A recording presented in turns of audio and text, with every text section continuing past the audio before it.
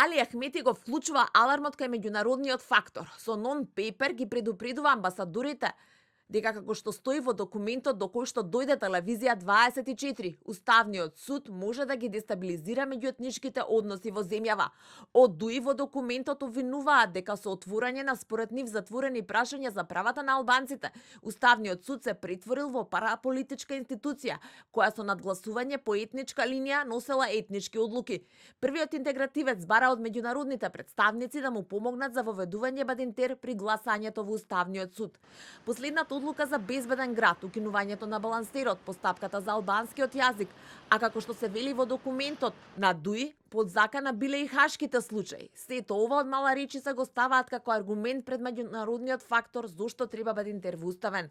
Во повеќето од случаите, гласањето се одвива по етничка линија, со изразен недостаток на професионална аргументација.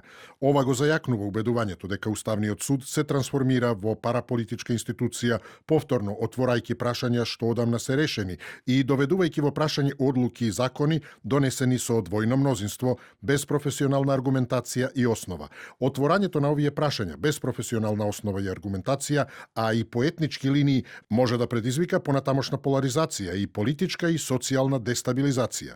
Стои во документот до кој што дојде телевизија 24. ДУИ веќе побара оставка од првиот човек на Уставниот суд, Дарко Костадиновски, за отфрлање на иницијативите поврзани со безбеден град, а според информациите на телевизија 24, во игра и кривична пријава за Костадиновски за уривање на уставниот поредок. ДУИ, како што велат, меѓуетничката дестабилизација ја поврзуваат со владата на Христијан Мицкоски, која според нив со силен притисок подготвува поништување на голем број одредби од законот за албански јазик. Поради силните јавни реакции, протести и зголемени тензии во јавноста, седницата беше одложена со образложение дека треба да се одржи подготвителна седница, што досега не е одржана. Во истиот проблематичен контекст, Уставниот суд отвори и се осврна и на други многу чувствителни прашања, како иницијативата поврзана со хашките случаи, поднесена од Павле Трајанов. За хашките случаи процесот е во тек и се очекува ова прашање да генерира широк јавен интерес, бидејќи директно влијае на законот за амнестија.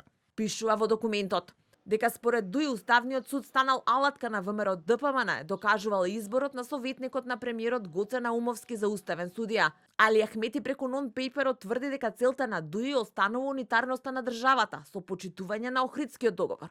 Затоа според него неопходен бил избор на влада со Бадинтер, двојно мнозинство во одлуките на Уставниот суд, фискална децентрализација, како и соопфатен ветинг.